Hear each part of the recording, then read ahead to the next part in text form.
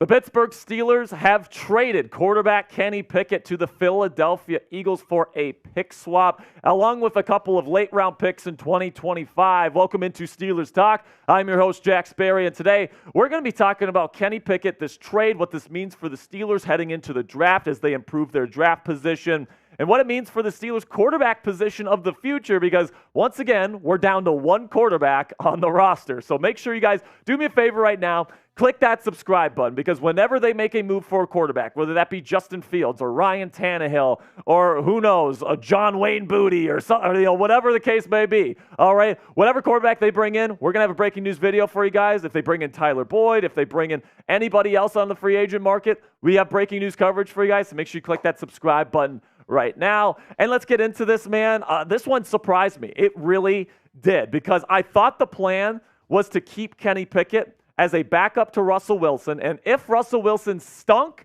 and they were out of playoff contention, whatever, it's a one-year contract. They don't have to play him. They owe him nothing. Just play Kenny Pickett at the end of the year and give him one more chance to prove himself. But that's not what they're doing here. Apparently, Kenny Pickett wanted out of Pittsburgh once he found out Russell Wilson was coming to town, and the Steelers obliged. They're giving up a fourth-round pick, number 120, and Kenny Pickett. And in exchange, they are upgrading that fourth-round pick to a third-round pick, moving up quite a few spots here to number 98 in the third round. And then they're also adding two 2025 seventh-round picks. And actually, guys, we predicted this here on Steelers Talk weeks ago. All right, this was my Pickett trade idea at the time. I said for a fifth-round pick, you could maybe get Kenny Pickett, all right? But Omar Khan even won up me here on the channel here, getting an additional day 2 pick here, going from round 4 to round 3. I thought that was a really brilliant move by the Khan artist here, and that's actually why you click that subscribe button, man, because we nailed Russell Wilson a full month before he signed with the Steelers, and now we have nailed the Kenny Pickett trade. If you want the most extensive, in-depth, and correct Steelers coverage anywhere else on YouTube or on social media, it's right here on Steelers Talk. So make sure you click that subscribe button. And now, do me a favor. Get down there in the comments section. Grade this move. A, B, C, D, or F. Do you like this trade? Do you not like this trade? Let me know down there in the comments section for today's pinned comment. YouTube's going to throw you an ad break here in just a couple of seconds. When that happens, take advantage of that time by answering today's pinned question with a grade of the Kenny Pickett trade. So now let's get into this a little bit more here, where I do think that Kenny Pickett is somebody that got really shafted by the Pittsburgh Steelers here in his career. I think that pairing up with Matt Canada was really a recipe for disaster. I predicted that the day he was drafted, and I've been saying that for the last 2 years, and I do think the Steelers are making the right call. So let's get into our sponsor today here at Prize Picks before we go over Kenny Pickett's stats and what's for the future here in Pittsburgh at the quarterback position.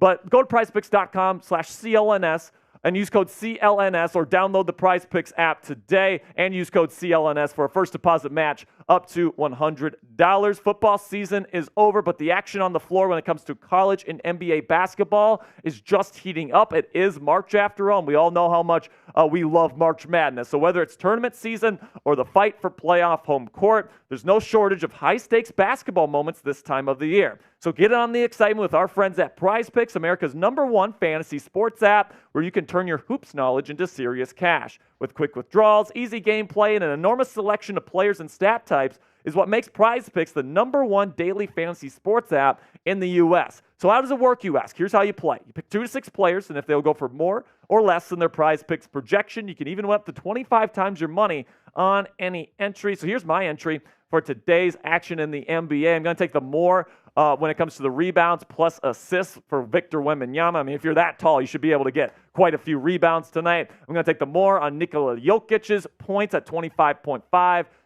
Really good player there. And then I'm going to take the less on Bam Adebayo's points there with the Miami Heat tonight. You can get your picks in right now by downloading the Prize Picks app and use code CLNS for a first deposit match up to $100. With Prize Picks, it takes less than 60 seconds to make your picks, so get started right now before the action tips off tonight. Again, download the Prize Picks app today and use code CLNS for a first deposit match up to $100. You can pick more or you can pick less. It's that easy with our friends at Prize Picks. So for me, guys, it sounds like Kenny Pickett wanted out here. Okay, so the reports coming out, especially from Jerry Dulac, are indicating that that Kenny Pickett was not happy that the Steelers brought in Russell Wilson and pretty much immediately demanded a trade out of Pittsburgh, and he wanted a fresh start elsewhere. And part of me thinks, I understand that. The team was probably telling him he was going to be the starting quarterback next year, and all of a sudden they bring in a new quarterback. He probably feels slighted. He probably feels betrayed a little bit, all these different things. So on one hand, I get it, and then on the other hand, I do think that maybe he could have handled it in maybe a more professional way. I don't know, but it sounds like Pickett wanted out, and I do actually think the Steelers wanted him on the team this year as Russell Wilson's backup and maybe even their long-term starter, depending on how Russell Wilson ends up playing this year. But at the end of the day here, the Steelers are going to be taking on a little bit of a dead cap hit with Kenny Pickett. They still pretty much have to pay him the same amount on their cap now that he's off the team than if he was on the team. $3.7 million and a little bit in change here for 2024 is what the dead cap hit's going to be, and they're going to save like just over $150,000 in cap space with this move, which really is nothing in terms of NFL money. So you take a look at Kenny Pickett's numbers from last season, and obviously it's not the season that you would have liked to see in the second year. I mean, this was the year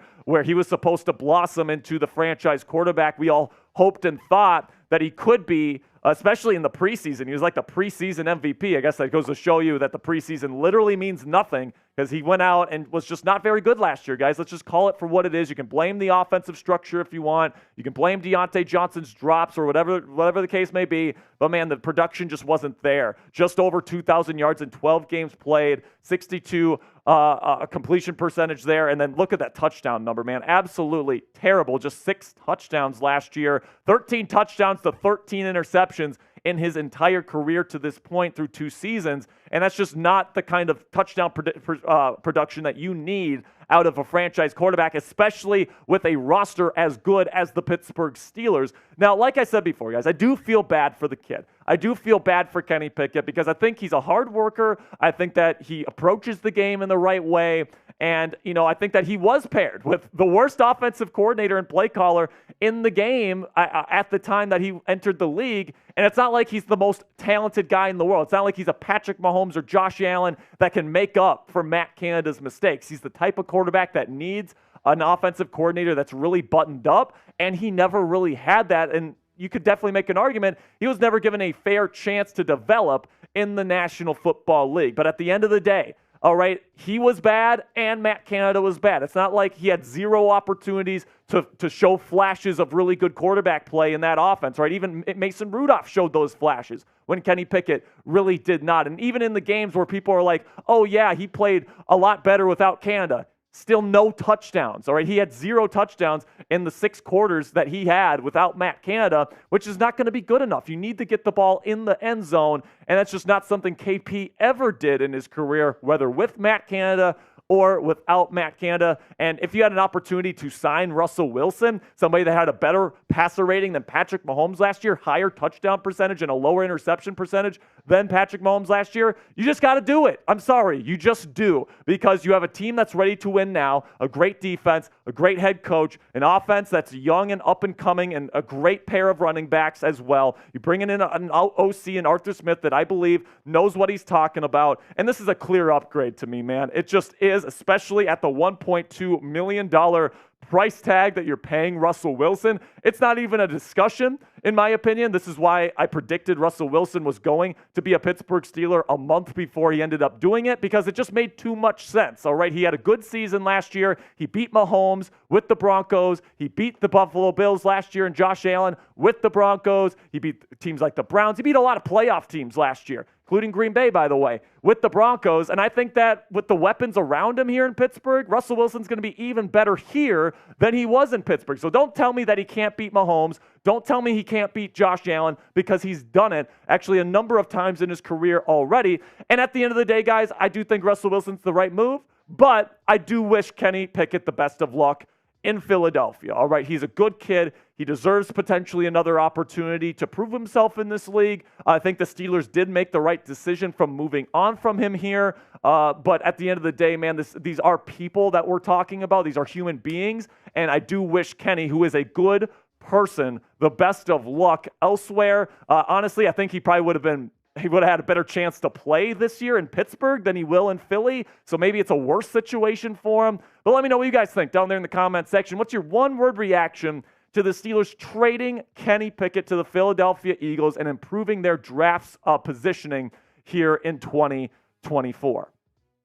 And my one word, guys, is surprise. I was definitely surprised that they ended up doing this. Like I said before, I did think that they were going to keep Kenny Pickett, but it sounds like it wasn't the Steelers that were the issue here. It was Kenny Pickett not wanting to be here anymore, which I understand, but it's definitely a surprise to me. Now let's talk a little bit about who could be the new backup quarterback for the Pittsburgh Steelers here and coming up in 2024, because once again, we're down to one quarterback on the roster. So Charles Robinson here says, Eagles address their need for an experienced backup trading for Kenny Pickett. It leaves a hole in the Steelers QB depth chart. Russell Wilson is on a one-year deal with no backup. Steelers were just one of the teams that thought highly of Bears' Justin Fields. The math is mathing, and there's a lot of people making this connection between Justin Fields and the Steelers. If the Steelers end up doing that, we know Mike Tomlin loves him some Justin Fields. It's going to be as a backup. They're not going to pick up his fifth-year option, and it's probably going to cost like a fifth or a sixth round pick at this point because the Bears aren't getting anything in terms of the trade value that they're looking for. So is a team going to come up like the Ravens or somebody else that will be willing to give the Bears more? I guess we'll have to see on that. But I do think Justin Fields to the Steelers is a possibility at this point.